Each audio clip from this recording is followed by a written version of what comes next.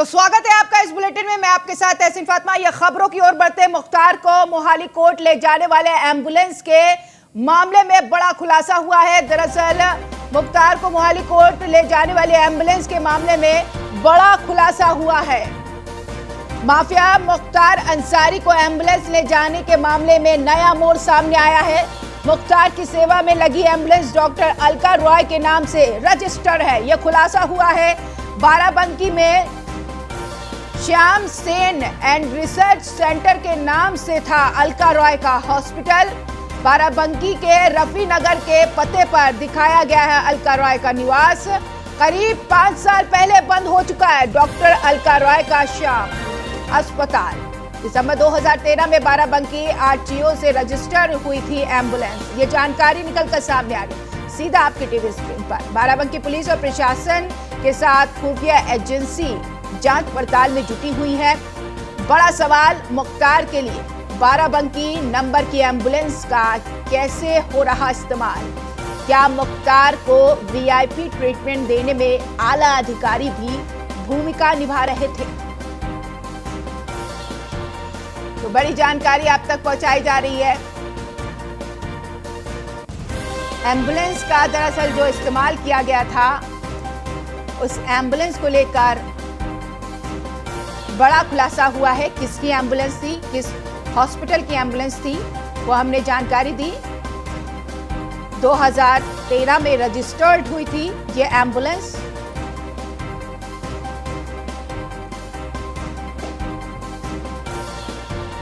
Nilesh live जुड़ गए इस खबर पर तमाम जानकारी के साथ। नीलेश, देखिए अब यहां पर खुलासा हुआ है ये एम्बुलेंस उपलब्ध आखिर कहां से हुई ये तो पता चल गया, लेकिन कैसे उपलब्ध हुई ये पता लगाना बहुत ज्यादा जरूरी है। देखिए बिल्कुल, जिस तरीके से मुख्तार अंसारी को जब मोहाली कोर्ट में पेश करने के लिए ले जाया गया था तो वहां पर एक एम्बुलेंस का जिक्र हुआ जिसका नंबर था UP 41 AT 7171। उस एम्बुलेंस की जब पड़ताल की गई तो वो बाराबंकी की रजिस्टर्ड बताई गई है। बाराबंकी उत्तर प्रदेश में है और ये जिस अस्पताल से एम्बुलेंस संचालन अस्पताल जो बाराबंकी से रजिस्टर्ड दिखा रहा है स्वास्थ्य विभाग के तो शाम से कोई भी बाराबंकी वहीं जो में संचालित नहीं होता है। वहीं जो एम्बुलेंस की आरसी है उसको देखने के बाद ये अंदाजा लगाया गया कि जो एम्बुलेंस है वो अलका राय के नाम पे रजिस्टर्ड है। तो अलका राय का नाम सामने आते ही सियासी गलियारों में एक बार फिर से हलचल तेज हो गई, क्योंकि अलका राय बीजेपी में पदाधिकारी भी हैं और अलका राय के जो पति थे कृष्णानंद राय, जिनकी हत्या का आरोप भी मुख्तार अंसारी के ऊपर लगा था। तो ये तमाम गुत्थी सुलझने का नाम नहीं ले रही हैं। फिलहाल ये जांच का विषय है कि आखिर ये जो UP 41 AT 7171 एम्बुलेंस है वो मुख्तार अंसारी के पास पंजाब कैसे पहुंची, और पंजाब पहुंची तो मुख्तार अंसारी को जेल से कोर्ट तक ले जाने की अनुमति कैसे दी गई। नीलेश, अलका राय की कोई प्रतिक्रिया? देखिए अलका राय ने अपनी तरफ से जो है अलका राय ने अपना जो है पक्ष साफ कर दिया है। उन्होंने ट्वीट करके ये जानकारी दी है कि एक और जहां उत्तर प्रदेश सरकार लगातार मुख्तार अंसारी के ऊपर कड़ी कार्रवाइयां कर रही है, ऐसे में अगर एम्बुलेंस का इस तरीके से जिक्र आता है तो वो भी जांच का विषय है। और अलका राय ने भी ये बात कही है कि इस एम्बुलेंस की निष्पक्ष जांच कराई जानी चाहिए, क्योंकि एम्बुलेंस की अगर हम पूरी डिटेल को देखें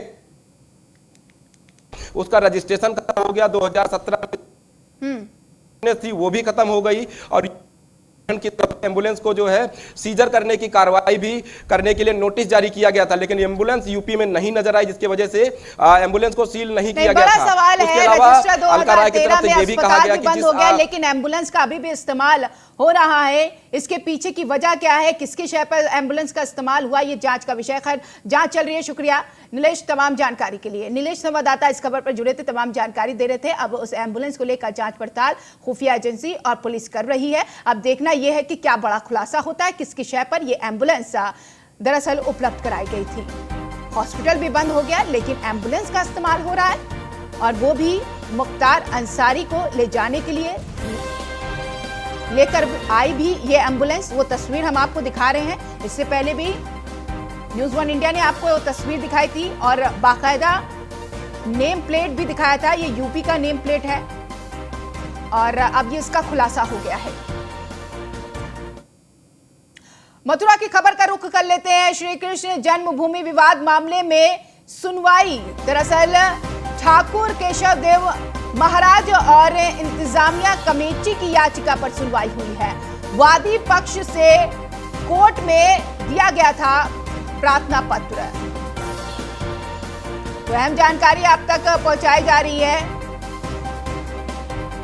तो ऐसे में औरंगजेब ने भगवान श्री कृष्ण के असली विग्रह को हटाया था।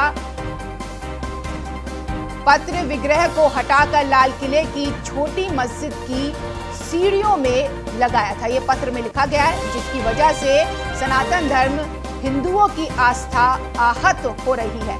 पत्र में यह लिखा गया है। पहले भी अधिवक्ता महेंद्र प्रताप दे चुके हैं कोर्ट में 3 प्रार्थना पत्र। सभी प्रार्थना पत्रों पर 19 अप्रैल को कोर्ट सुनवाई करेगी। अब क्या कुछ इस सुनवाई में होगा, ये देखने वाली बात होगी। लेकिन पत्र को लेकर यहां पर अब सुनवाई होगी।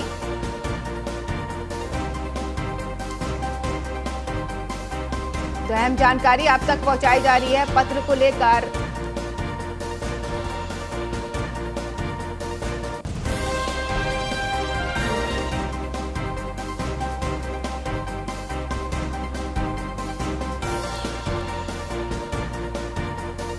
ठाकुर केशव देव महाराज वही वादी पक्ष से कोर्ट में दिया गया था पत्र। 3 बार पत्र दे दिया गया था। अब देखना यह है कि इस पर सुनवाई होगी।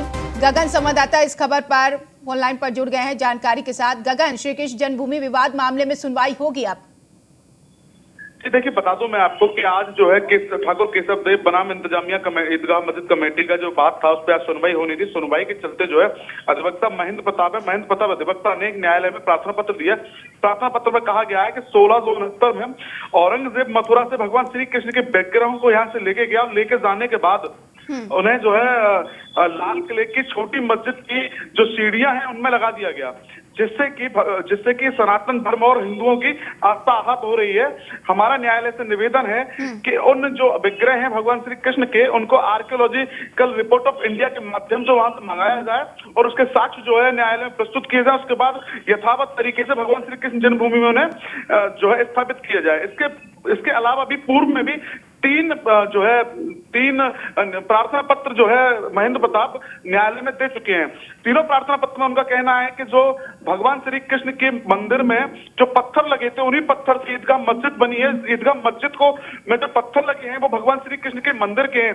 उनकी भी एक कमीशन निर्धारित करके उनकी भी जांच कराई जाए और उनकी जो समुचित साक्ष्य जो है वो न्यायालय में प्रस्तुत किया जाए, ताकि स्पष्ट हो सके कि भगवान श्री कृष्ण के मंदिर परिसर में जो ईदगाह मस्जिद बनी है वो भगवान श्री कृष्ण की जो जन्मस्थली थी, जो कारागार था, उसके चबूतरे बनी हुई है। जी चलिए, शुक्रिया तमाम जानकारी के लिए। तो संवाददाता गगन इस खबर पर जुड़े हुए थे, तमाम जानकारी दे रहे थे। सभी प्रार्थना पत्रों पर 19 अप्रैल को अब सुनवाई होगी। ये जानकारी आप तक पहुंचाई जा। देखिए, आज श्री कृष्ण जन्मभूमि के केस में सुनवाई हो रही थी, जिसमें कि प्रतिवादी इंतजामिया कमेटी शाही मस्जिद को बनाया गया था और जिस पर 4 प्रार्थना पत्र हमने पिछले डेटों में दिए थे। लेकिन आज हमने एक स्पेशल प्रार्थना पत्र शपथ पत्र के साथ माननीय न्यायालय में दिया था और ये प्रार्थना पत्र हमने न्यायालय में ये गुजारिश कहते हुए लगाया कि 1669 में औरंगजेब के द्वारा जो असली विग्रह हैं भगवान कृष्ण के और हिंदू देवी देवताओं के, यहाँ से ले जा करके और लाल किले की छोटी मस्जिद की जो दीवाने खास है उसके पास एक छोटी मस्जिद है, उसकी सीढ़ियों में जो विग्रह हैं वो लगाए गए। तो आज हमने माननीय न्यायालय से ये निवेदन किया था कि जो असली विग्रह हैं उनको वहाँ से मंगाया जाए, क्योंकि वो महत्वपूर्ण है। 1669 से वो वही सीढ़ियों में लगे हुए हैं। वो सनातन धर्म के साथ एक बहुत बड़ा कुठाराघात है। वो शर्मनाक दिन था जब औरंगजेब यहाँ से ले गया था उनको और वहाँ लगा दिए थे। तो हम ये चाहते हैं कि वो विग्रह वहाँ से मंगाया जाए, अन्य हिंदू देवताओं के विग्रह वहाँ से मंगाए जाए और वहाँ पर मंगा करके उन्हें पुनः जन्मभूमि परिसर में। तो मुरादाबाद से भी एक खबर मिल रही है। पटाखा फैक्ट्री में बड़ा हादसा हुआ है। तेज धमाके की चपेट में कई लोग आ गए। विस्फोट में 1 दर्जन कर्मचारी झुलसे हैं। फैक्ट्री में बनी टीन की छत धमाके से उड़ी। झुलसे लोगों को अस्पताल में भर्ती कराया गया है। तो कांट थाना क्षेत्र के मोहल्ला फकीरगंज का ये मामला है। तो पटाखा फैक्ट्री में बड़ा हादसा हुआ है। तेज धमाके की चपेट में कई लोग आ गए हैं। विस्फोट में 1 दर्जन कर्मचारी झुलसे हैं। सभी को अस्पताल में भर्ती कराया गया है। दूसरे लोगों को अस्पताल में भर्ती कराया गया है। काठ थाना क्षेत्र के मोहल्ला फकीरगंज का ये मामला है, जहां पर अचानक से पटाखा फैक्ट्री में हादसा हो गया। तेज धमाके की चपेट में लोग आ गए, कई लोग, और विस्फोट में 1 दर्जन कर्मचारी झुलसे हैं। झुलसे कर्मचारी को अस्पताल में भर्ती कराया गया है। इस हादसे के बाद अफरा तफरी का माहौल हो गया। अस्पताल में तुरंत तमाम झुलसे हुए लोगों को भर्ती कराया गया। भीड़ जैसा आलम हो गया। पुलिस भी मौके पर पहुंची जांच पड़ताल करने के लिए। अंकित संवाददाता इस खबर पर जुड़ गए जानकारी के साथ। अंकित, कैसे हुआ ये हादसा? बिल्कुल, आपको बता दूं, पूरा मामला मुरादाबाद के कांठखरा क्षेत्र स्थित पटाखा फैक्ट्री का है, जहां पे अचानक आग लग गई, जहां पर पटाखे के गोदाम में लोग काम कर रहे थे, जिसमें 20 लोग के घायल होने की सूचना है। फिलहाल अभी 12 लोगों को उपचार के लिए जिला अस्पताल में भर्ती करा दिया गया। पुलिस छानबीन में जुटी हुई है किस कारण ये आग लगी थी। जी, कितने लोग झुलसे हुए हैं? जी आपको बता दूं, 12 लोग अभी झुलसे हुए हैं, जिनको उपचार के लिए जिला अस्पताल में भर्ती कराया है। कुछ को हार्ट सेंटर रेफर किया है, जिनकी हालत गंभीर है। चलिए, शुक्रिया अंकित तमाम जानकारी के लिए। अंकित संवाददाता इस खबर पर जुड़े थे। और तमाम सीधा रुख करते हैं खबरों का। लखनऊ से खबर मिल रही है, पंचायत चुनाव को लेकर बीजेपी की अहम बैठक। शाम 4:30 पर बीजेपी ऑफिस में ये अहम बैठक होगी। प्रत्याशियों के उम्मीदवार को लेकर ये मंथन किया जाएगा। जिला पंचायत सदस्य के उम्मीदवारों को लेकर चर्चा की जाएगी। आज उम्मीदवारों का ऐलान कर सकती है बीजेपी। तो अहम जानकारी आप तक पहुंचाई जा रही है। दरअसल ये बैठक शाम को होगी 4:30 बजे तक, और इस बैठक में प्रदेश अध्यक्ष शामिल होंगे। लखनऊ से ये बड़ी खबर मिल रही है। नीलेश संवाददाता मेरे साथ जुड़ गए हैं लखनऊ से जानकारी के साथ। नीलेश, बैठक 4:30 बजे होगी।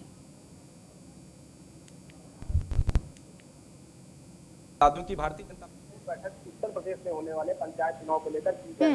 बैठक का नेतृत्व प्रदेश अध्यक्ष संदेव सिंह करेंगे। इसके अलावा उत्तर प्रदेश में पंचायत चुनाव में किस तरीके से भारतीय जनता पार्टी के उम्मीदवारों को चुना जाए, उसके अलावा किस तरीके से प्रत्याशियों को उतारा जाए, ताकि जो है उत्तर प्रदेश में भारतीय जनता पार्टी बेहतर कर सके। इसके प्रयास लगाए जाते हैं कि किसी पार्टी के कैंडिडेट पंचायत चुनाव में भारी संख्या में जीत कर आते हैं, उस पार्टी का कहीं ना कहीं जमीनी स्तर जो है वो मजबूत हो जाता है। क्योंकि 2022 में उत्तर प्रदेश में विधानसभा के चुनाव है, उसको देखते हुए भारतीय जनता पार्टी के प्रदेश कार्यालय पर ये महत्वपूर्ण बैठक की जाएगी। इसके अलावा हम दूसरे दलों की बात करें तो दूसरे दलों ने पहले ही अपने प्रत्याशियों की लिस्ट घोषित कर दिए। हम आम आदमी पार्टी की बात करें, बसपा की बात करें या फिर सपा की बात करें, लगातार ये अपने उम्मीदवारों की सूची को जारी करते आ रहे हैं। लेकिन भारतीय जनता तो क्या लगता है नीलेश, आज ही उम्मीदवारों की लिस्ट जारी हो जाएगी बैठक के बाद?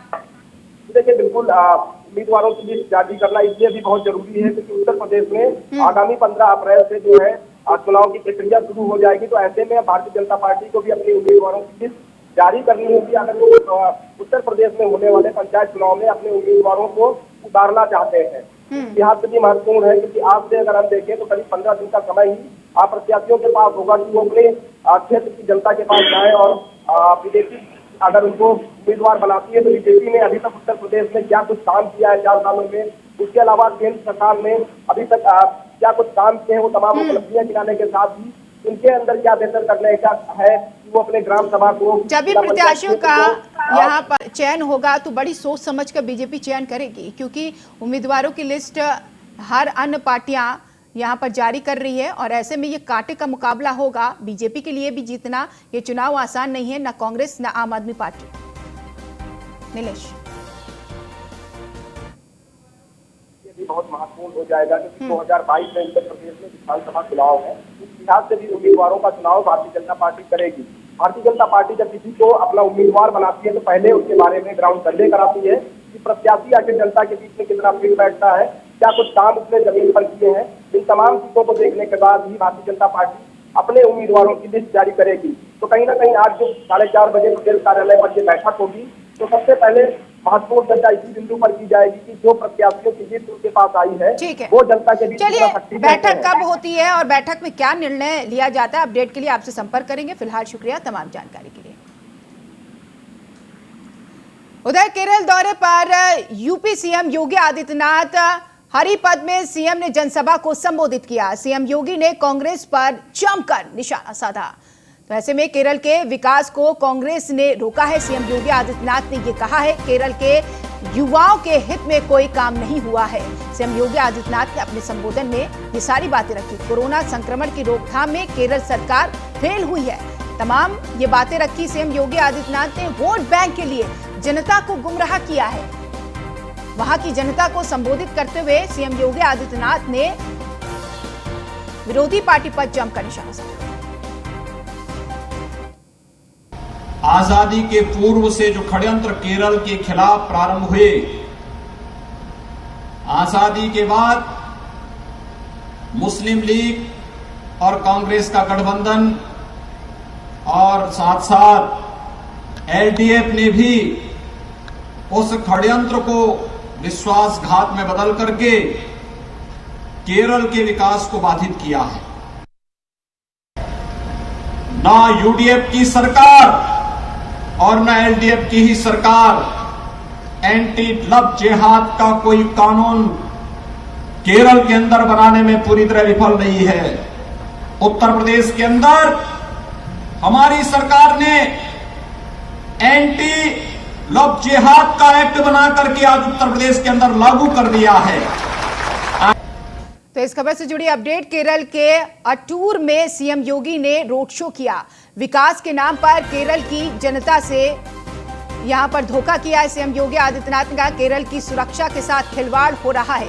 सीएम योगी आदित्यनाथ ने रोड शो में ये सारी बातें रखी। केरल की सरकार ने जनता के साथ छल किया है और साथ ही साथ केरल में पीएफआई लगातार साजिश कर रहा है। सीएम योगी आदित्यनाथ ने ये सारी बातें रखी। पीएफआई के अराजक गतिविधियों को केरल में छूट मिली है, यानी केरल सरकार ने छूट दी है, ये निशाना साधा है सीएम योगी आदित्यनाथ ने। केरल में लव जिहाद के लिए कानून नहीं है, हमने इसके लिए अपील की थी, लेकिन यहाँ की सरकार ने इजाजत इसकी नहीं दी। लव जिहाद के लिए कानून होना चाहिए। यूपी में लव जिहाद के लिए कानून है। सीएम योगी आदित्यनाथ यानी कि यूपी के मॉडल को केरल की जनता के सामने रखते दिखाई दिए। केरल की सीएम ऑफिस गोल्ड तस्करी में शामिल है, ये आरोप भी लगाया है उत्तर प्रदेश के सीएम योगी आदित्यनाथ ने। दरअसल स्टार प्रचारक के रूप में 5 राज्यों में चुनाव चल रहा है, उसके मद्देनजर पहुंच रहे हैं और आज केरल की बारी। केरल पहुंचे। केरल के अटूर में सीएम योगी ने रोड शो किया। विकास के नाम पर केरल की जनता से छल हुआ है। सीएम योगी आदित्यनाथ ने अपने संबोधन में कहा, केरल की सुरक्षा के साथ खिलवाड़ हो रहा है, ये आरोप लगाया वहां की सरकार पर। केरल की सरकार ने जनता के साथ छल किया है। जितनी भी सरकारें आई, जनता के साथ छल किया है, ये सीएम योगी आदित्यनाथ ने आरोप लगाया। वहीं पीएफआई का भी जिक्र किया, पॉपुलर फ्रंट ऑफ इंडिया का भी जिक्र किया और ऐसे में लगातार साजिश कर रहा है पीएफआई। पीएफआई के अराजक गतिविधियों को केरल में छूट मिली है। तो ये सारे आरोप सीएम योगी आदित्यनाथ ने विपक्ष पर लगाया है, यानी कि वहां की सरकार पर यह आरोप लगाया। वहीं लव जिहाद का भी जिक्र किया। कहा कि लव जिहाद को लेकर हमने कानून बनाने के लिए कहा था, लेकिन कानून नहीं बनाया गया। यूपी में कानून इसको लेकर बनाया गया। लव जिहाद लगातार बढ़ रहा है, तो लव जिहाद पर रोक लगना चाहिए। यानी कि तस्वीर साफ है कि सीएम योगी आदित्यनाथ ने उत्तर प्रदेश के मॉडल को सामने रखा। उत्तर प्रदेश में कैसे योगी आदित्यनाथ ने काम किया है, उस काम को केरल की जनता के सामने रखा है। यूपी में लव जिहाद के लिए कानून है, केरल के सीएम ऑफिस गोल्ड तस्करी में शामिल है, ये आरोप भी लगाया है। तो आज रोड शो और रैलियां हैं सीएम योगी आदित्यनाथ की केरल में, और अब अटूर में गरजते हुए दिखाई दिए सीएम योगी आदित्यनाथ। मुजफ्फरनगर से एक खबर मिल रही है। पुलिस ने किया अवैध तमंचा फैक्ट्री का भांडाफोड़। फैक्ट्री से 7 तमंचे 10 अध बने तमंचे और उपकरण बरामद किए गए हैं। अवैध फैक्ट्री में बंदूक और तमंचे बनते थे ऑन डिमांड। पुलिस ने एक आरोपी को गिरफ्तार किया है और एक फरार बताया जा रहा है। अवैध हथियार 1500 रुपए में बनाकर 4000 में बेचते थे, ये जानकारी मिल रही है। हथियार खरीदने वालों पर कार्रवाई करेगी पुलिस और जो बनाने वाले हैं उस पर भी कार्रवाई करेगी। बुढ़ाना कोतवाली क्षेत्र में यह अवैध फैक्ट्री चल रही थी, तो बड़ा भांडाफोड़ किया है पुलिस ने। 7 तमंचे, 10 अध बने तमंचे, उपकरण बरामद हुए। इसी के साथ इस बुलेटिन में इतना ही। आप बने रहिए न्यूज़ 1 इंडिया के साथ। नमस्कार।